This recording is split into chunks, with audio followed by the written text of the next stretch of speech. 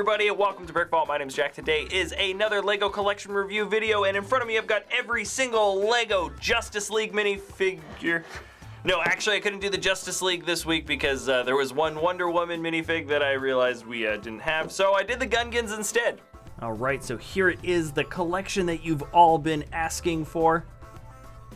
At least some of you have been asking for.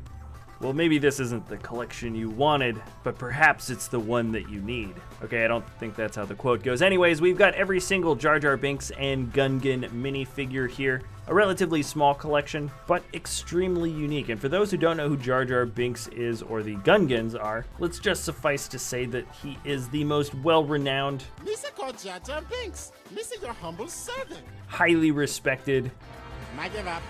My give up. and most adamantly adored among Star Wars fans. Don't look that up. My hurry, bitch fatty.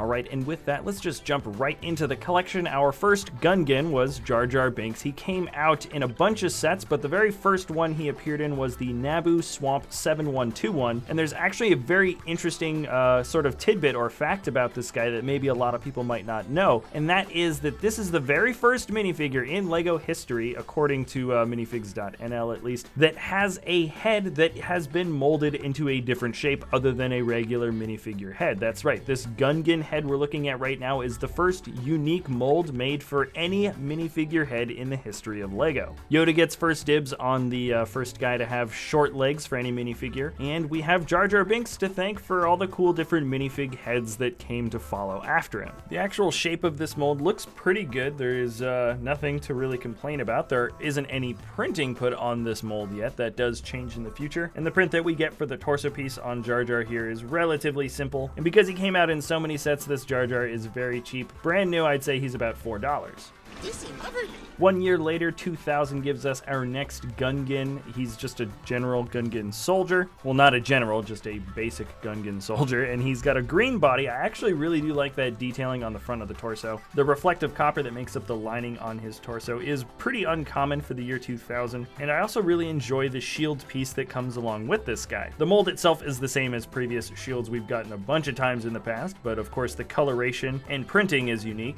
I'd say he is about $7 or $8 brand new on Bricklink, but he also comes with one of these Kadus. I think that's how you say it anyways. I think this is the only set where this beast was released in, and this is what they kind of look like all together. I think the Kadu does kind of somewhat look like a duck. The front of the face looks that way at least, and this is certainly one of the more unique minifigs in the collection. Then we don't get any new Gungan figs for over an entire decade until the year 2011. We get these two guys. This is a new Jar Jar Binks. It's a new Hannibal.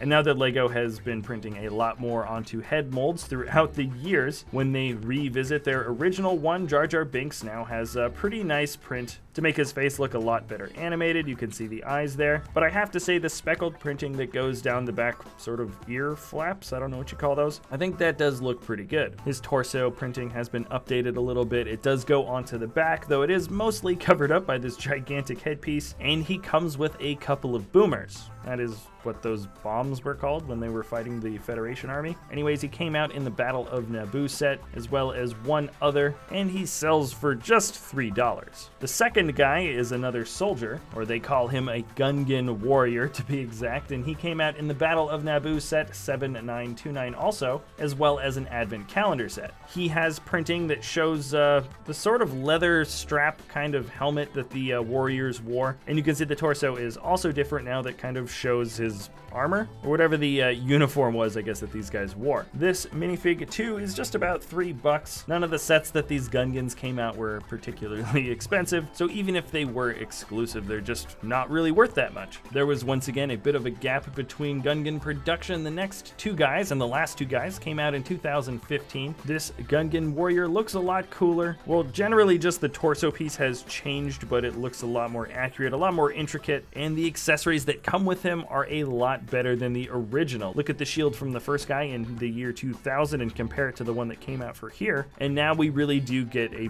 much better look for that transparent energy shield that the Gungans used. And I think what he's holding is an electro pole. Either way, I think the torso piece is honestly just really great, and our warrior is worth about $5 on Bricklink. Our last Gungan of the collection has the same great torso piece and printing on the legs to match. And believe it or not, he's not just a regular Gungan warrior. This is Captain Tarpals, a character that is usually very critical of Jar Jar Binks in the first movie. He came out in the classic Flash Speeder set and sells for about $4. And here it is. Those are all of the Gungans and Jar Jar Binks, of course. Now, at the end of the episode, I always say a minifigure I would like to have added to the collection. And because I already suggested the Dark Lord Jar Jar Binks minifigure suggested in the Palpatine video, so the next version of a Gungan should definitely be the transparent blue Jar Jar Binks when he is in his ghost form. If you don't know, that is a reference to the little skit from Robot Chicken when Darth Vader throws Jar Jar out the airlock, and then Darth Vader is forever annoyed by his Force Ghost. We all know we want that to be official canon.